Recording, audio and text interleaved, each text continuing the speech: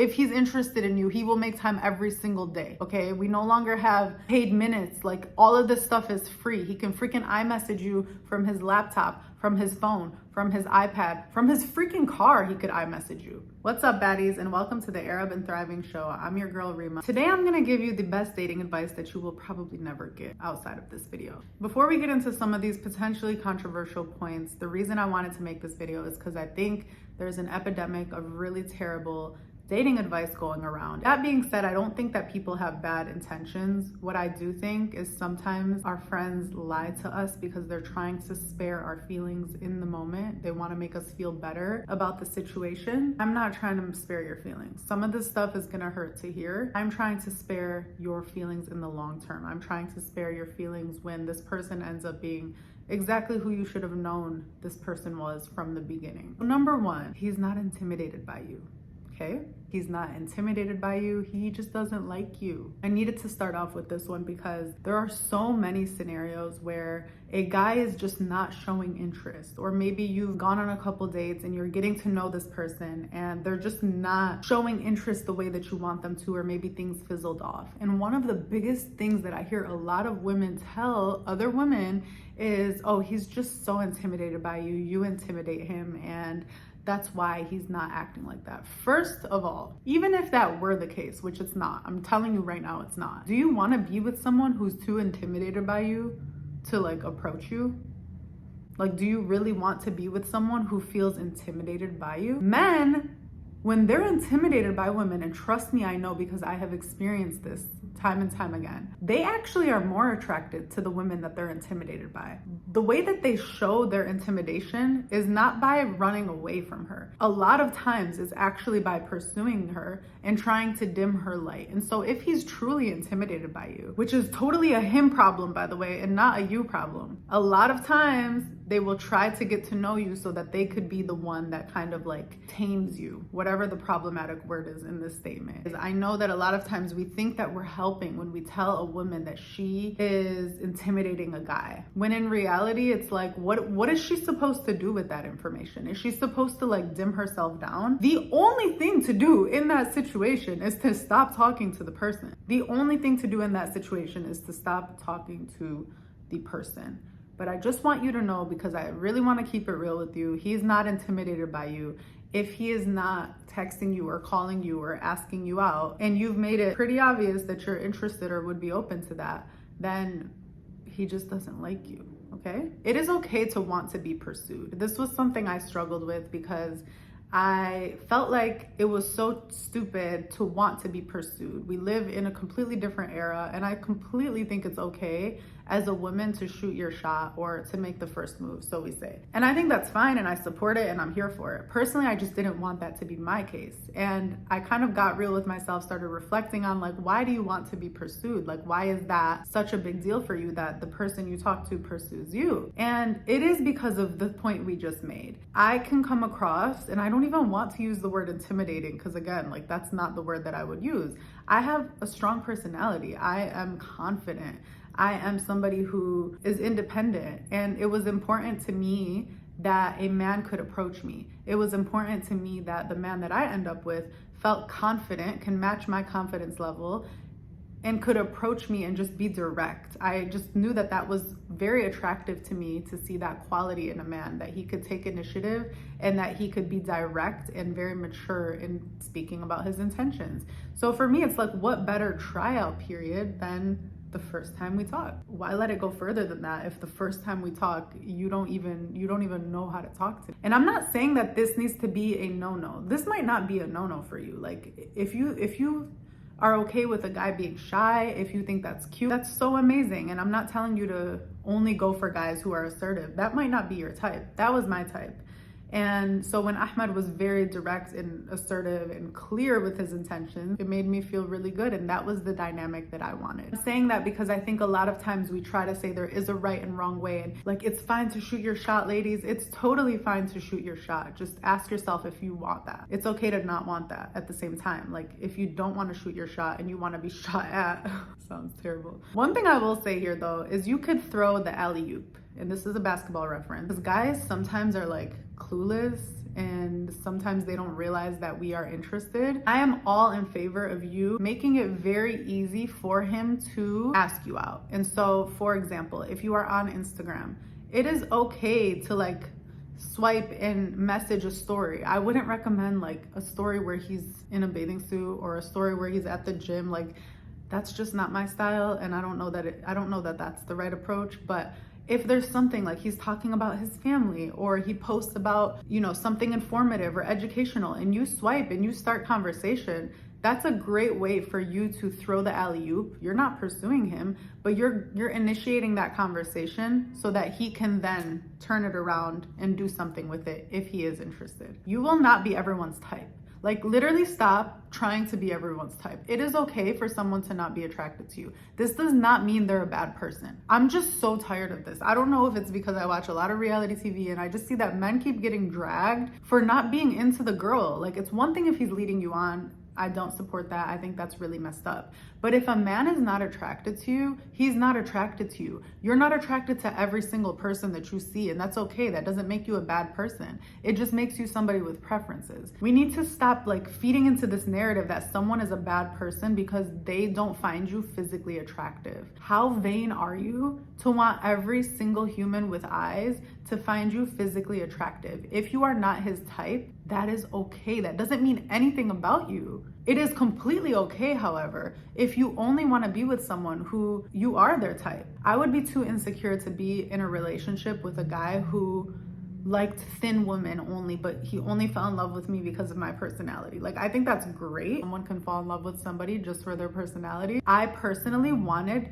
my husband to not only love my personality, but to feel very physically and sexually attracted to me. That being said, there are other men in this world that don't find me attractive, and that's fine. So stop getting mad when he's not into you. Stop getting mad when he's not attracted to you. Understand that there's another guy right in his place who literally would only have eyes for you.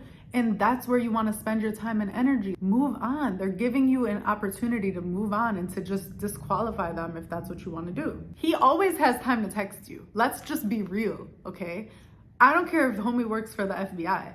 I don't care if he is on a whole different freaking part of the globe. Like, he has time to text you. Trust me. Like, I have seen so many men be so busy and make time to FaceTime and text the person that they're interested in. I've also heard stories of like he's going through something serious, or he's going through something that's very stressful, and that's why he's taking his distance.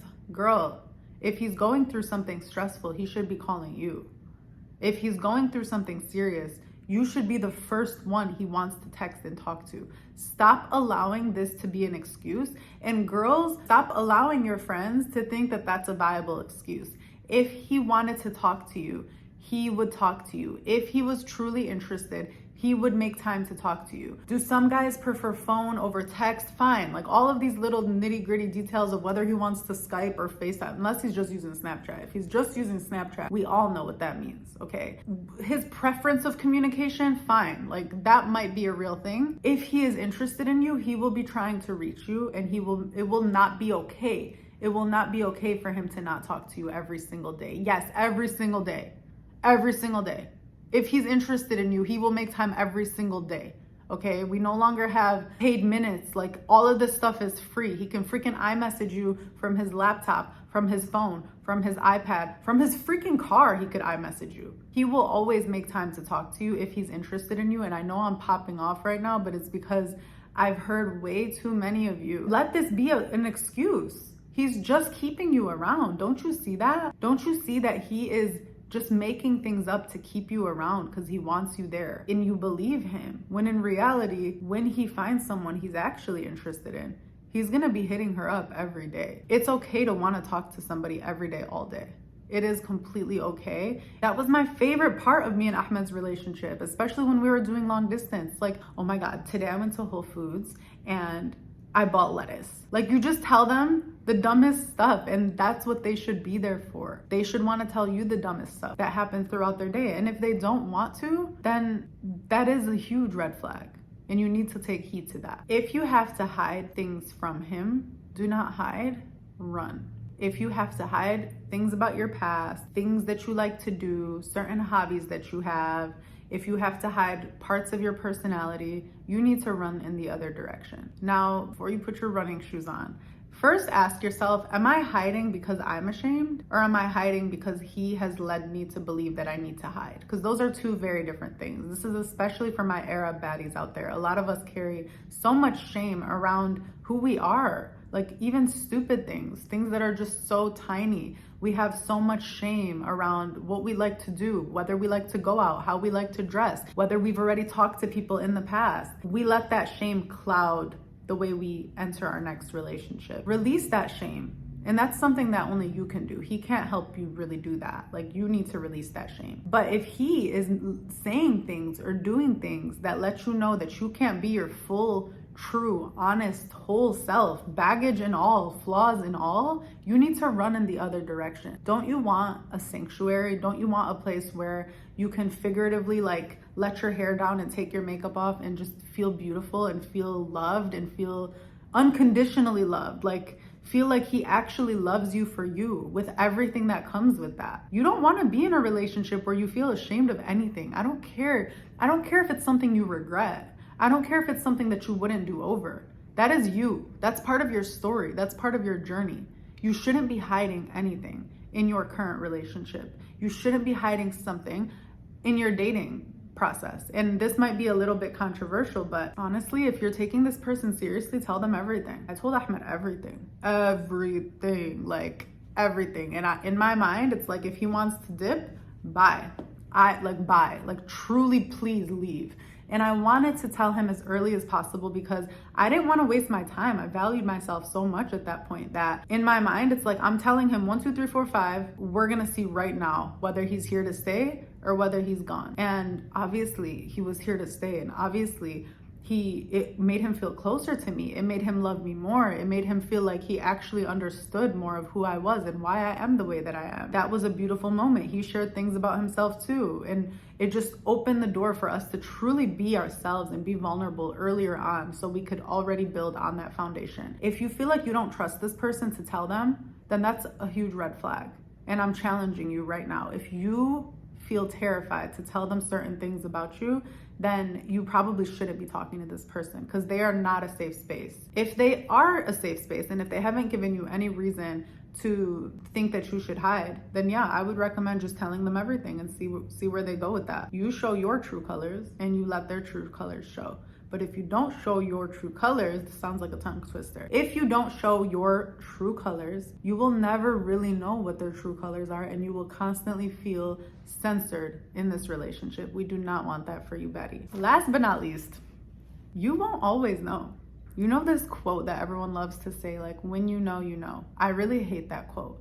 That quote was the reason that I almost broke up with Ahmed like 10 different times. That quote was the reason that I felt insecure about my relationship for months, because I was still learning him. At that point, I was in my later 20s. I had had so many substantial experiences and even relationships, and I was smart and I was wise and I was intuitive and I knew myself and I knew what I wanted. And those were really big shoes to fill. So no, I didn't know right away. And I'm so upset that I was made to feel ashamed that I didn't know right away. And I still struggle saying this right now because it makes it seem like Ahmed is not this amazing, beautiful, loving, just worthy of everything man that he is. He's amazing. He's amazing. I just needed to make sure he was amazing for me. And I didn't know that right away. I really didn't know that right away. I wasn't just going off of a feeling. Like, I felt great around him. I felt emotionally safe. But that wasn't enough for me. There's so many things that I still wanted to put to the test. And if I'm gonna be 100% real with you guys, I didn't know until we lived together. I'm not telling you like if there's serious red flags that you should give it time. That's not what I'm telling you. Because there were no red flags. Like, at the point where we were starting to get to know each other, everything was like amazing. It was getting better every single day. But there were just things that I wasn't going to learn without some time. And so if you are getting to know someone, things are going amazing, you feel great, you feel loved, all of the check boxes are getting ticked. But if you just don't have that assurance, just understand that that's okay. Understand that this is somebody that you are wanting to spend the rest of your life with, and it's okay to not feel like you knew at the first moment. It's okay to not feel like when you know, you know. Like, if that doesn't apply to you, that's fine. It doesn't mean anything less about you. It doesn't mean anything less about him. It means that you're truly trying to put this person to the test. And I'm not saying anything bad about people who did know right away. Like, I'm not saying that they weren't trying to put this person to the test. They just experienced something that I can't relate to. And that doesn't make it better or worse. It just makes it different. And there's room for that. So all I want you to know is just keep learning this person. You know, every day should be a process of you learning them. It should be a process of you learning yourself in this relationship, and give yourself permission to continue building. Unless you see any huge non-negotiables and red flags, then of course you should cut it off. But don't feel like the lack of knowing in itself is a red flag. That's what I'm trying to say. And a lot of people try to tell me that. Don't feel like if you're not positive, then that means you shouldn't be with this person. If you don't have a substantial reason, then it might just be self-sabotage, which is what it was for me.